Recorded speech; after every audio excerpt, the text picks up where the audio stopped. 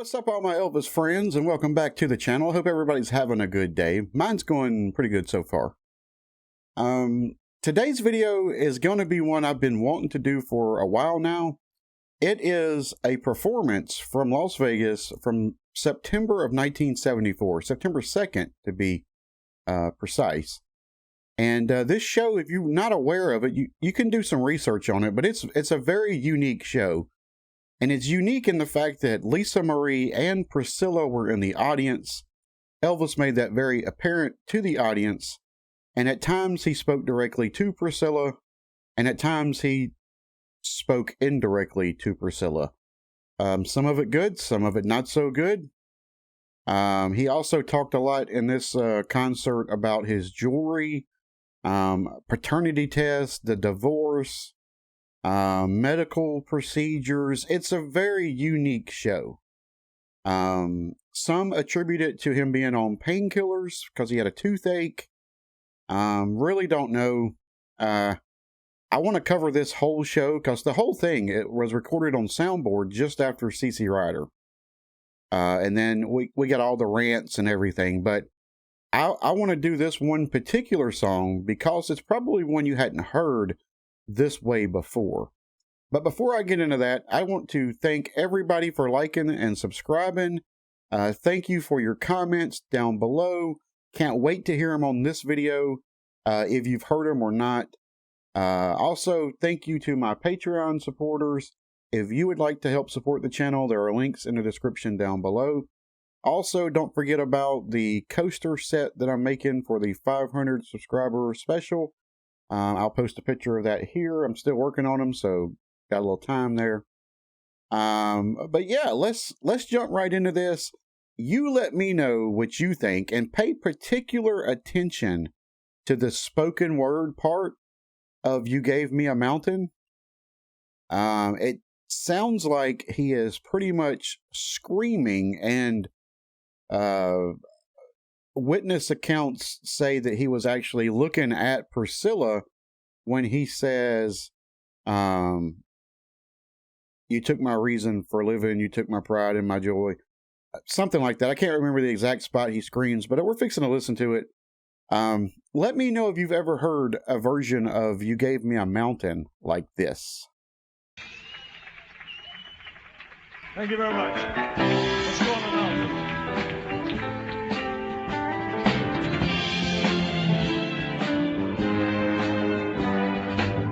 Born in the heat of the desert, my mother died giving me life, deprived of the love of a father, blamed for the loss of his wife. You know, Lord, I've been in a prison for something they'll never done. It's been one hill after another, but Lord, I've climbed them all, one by one. Ooh, but this time, Lord, you gave me a mountain.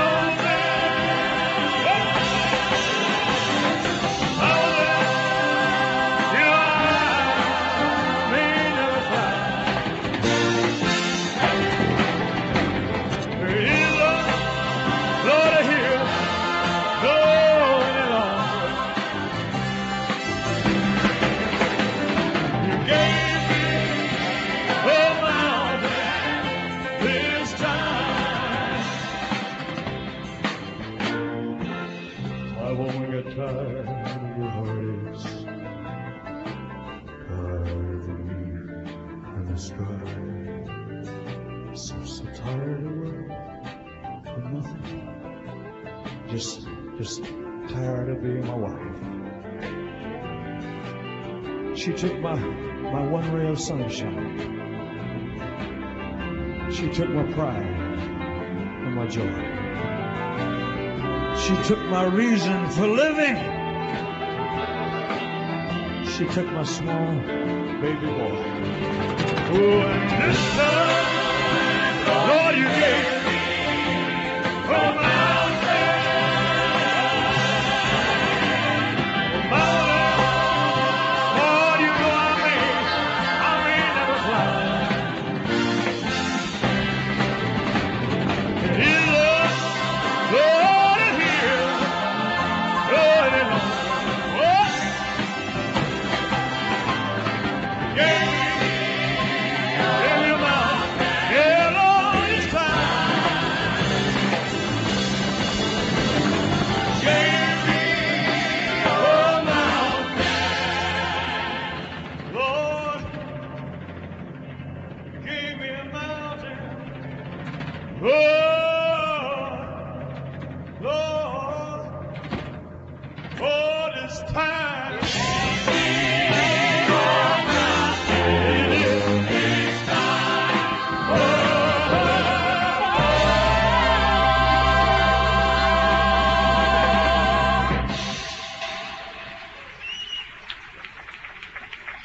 Thank you very much.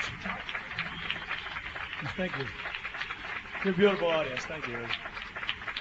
Thank you very much. Just a second. You're fantastic. Thank you. That's beautiful. Thank you, man. Thank you. Thank you very much.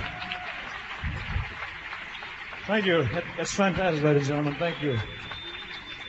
I want to make one thing clear. Let me make something clear. I've been singing that song for just a minute here. I've been singing that song for a long time. And a lot of people kind of got it associated with me because they think it's a personal thing. It is not. It's a beautiful song written by Marty Robbins. And I heard Frankie Lane do it, I think it was. And I just love the song. And it has nothing to do with me personally. My ex-wife, Priscilla, she's right here. Honey, stand up. Come out, Johnny. Come out. Come on out.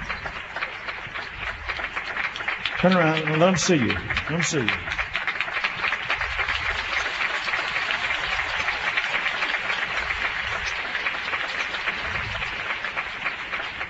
Boy, she's a beautiful chick. I'll tell you for sure, boy. Boy, I knows her when I pick someone. You know, God damn. Now, show my little daughter, Lisa. She's 6 years old. Look at her jump up. Put your dress down, Lisa. You pull your dress down before you jump up like that again, young lady. And then at the same booth is my girlfriend, Sheila. Stand up, Sheila. Turn around, completely around. Sheila, straight up. Hold her ring up. Hold her ring up. The ring, your right hand. Look at that son of a bitch. Now, the thing I'm trying to get across is we're the very best of friends, and we always have been. Our divorce came about not because of another man or another woman, but because of the circumstances involving my career. I was traveling too much. I was gone too much. And it was just an agreement that I didn't think it was fair to her because I was gone so much and everything. So I, therefore, as decently as you can do that type of thing, we just made an agreement to always be friends and be close and care because we have a daughter to raise. And for her to have whatever she wanted as a settlement. After the settlement, it came out about $2 million, you know. Well, after that, I got her a mink coat. I know it. I'm talking about the mink coat. You hang loose over there. The XKE Jag, after the song, just gave it to her. She got me, listen to this, tonight, a $42,000 white Rolls Royce.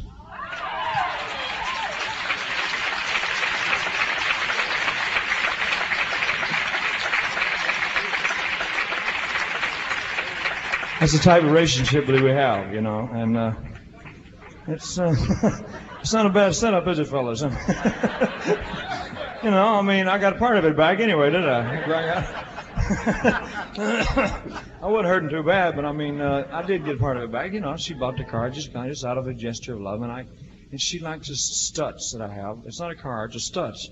No, God, help me. No, it's called a stud. A studs. And she likes a stud. She likes his studs. Mike Stone ain't no stud, so forget it. She liked his studs. And so I'm going to give her the studs, and she can give me the rope. Stone, but I wish he was a stud, you know. He's a nice guy. I'd like to do a song here, ladies and gentlemen, that is one of the prettiest goddamn love songs I've heard in my life, man. I'll tell you. No, it is. It's just one of the prettiest songs I've ever heard in my life. I've never sung it. I've never recorded it. I never liked the damn thing until I found out. Damn, I got a toothache. Until I found out the story behind why it was written, and then I really didn't like it because I don't like that type of stuff. So, the next song, no. Now, this is a true story of a song. It's been around for a long time. Try to take his belt out, really. He's going to cut me, castrate me, do something, you know. Really, I can't do that. I got things to do and places, you know, places to go and other tours and things and cities and chicks and all that jazz, you know. Look, I just can't be careful. Be careful, son. Be careful. Don't get it caught in the core, I'll die out here, you know. Electrocute my ass. And excuse me, folks. I just mumble things. Oh! Damn, I said it's that tight. You cut off my hair, man. I can't sing. You know, I sing from down in the gut. Anyway, two souls. It'll never get up here. I want to tell you a story, if you don't mind, before I do this. So this little young lady right here, her name is Judy Spreckles. And let me tell you a story about her. When I came to Hollywood, I was 20 years old. Do Love Me Tender. Her family was the Spreckles Sugar family. You've heard of those, haven't you? Yeah, well, I guess everybody has because, you know, it's a big company. She gave me 4 Black Star Sapphire ring that I kept up until Priscilla and I were married. And Priscilla used it as an engagement ring. This lady right here did. 20 years ago.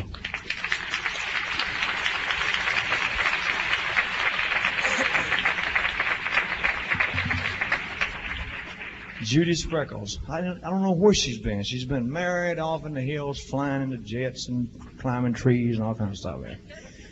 Riding horses. She's a wild woman, you know, but she did that, and she comes around every once in a while to check on me, you know.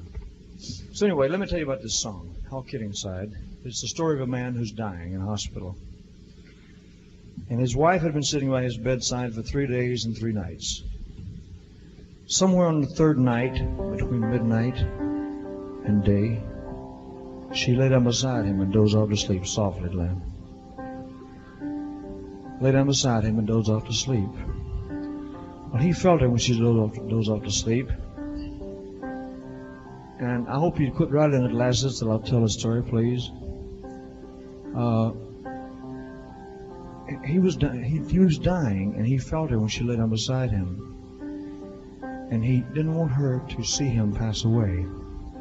So he took his notepad from the side of the bed, and he very quietly wrote, softly, I will leave you. All right, so what did y'all think about that? Pretty unique version of You Gave Me a Mountain. I didn't even know the song was followed by that dialogue or that monologue.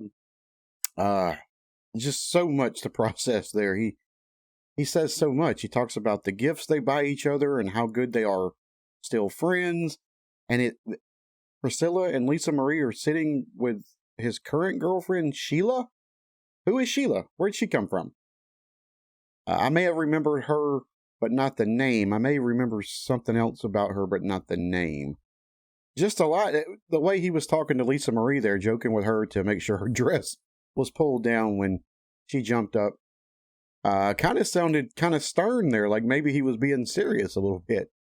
That father voice, you know, we Elvis fans didn't get to hear that daddy voice, right? That often, if any at all. That was more of a private area for him. But yeah, so you heard him mention his tooth is hurting.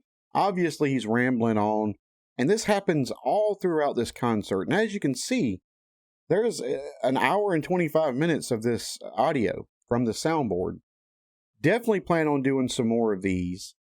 I'm just extremely tired. I worked a 17-hour shift yesterday. Didn't get home till after midnight. Didn't get to bed till after 2. And then back up, rise and shine this morning to go back to work. So a little tired, a little less energetic than normal, but we're going to make it through, and we'll have another video out tomorrow. And yeah, that's going to do it for today. Let me know what you thought about this version of You Gave Me a Mountain and what you think about this concert altogether. This is also the concert in which he mentions Priscilla when he says, listen here, Scylla, or listen, Scylla, or something like that. In one of the songs, I can't remember, probably because I'm so tired. I can't remember the name of the song right offhand. But yeah, apparently Priscilla bought him a $42,000 car that night after he gave her. Anyway, just let me know what y'all think about this in the comments down below. Thank everybody again for liking, subscribing, and commenting. Thank you to my Patreon supporters one more time. And that's going to do it for today. We'll see you next time. Take care now. Bye-bye.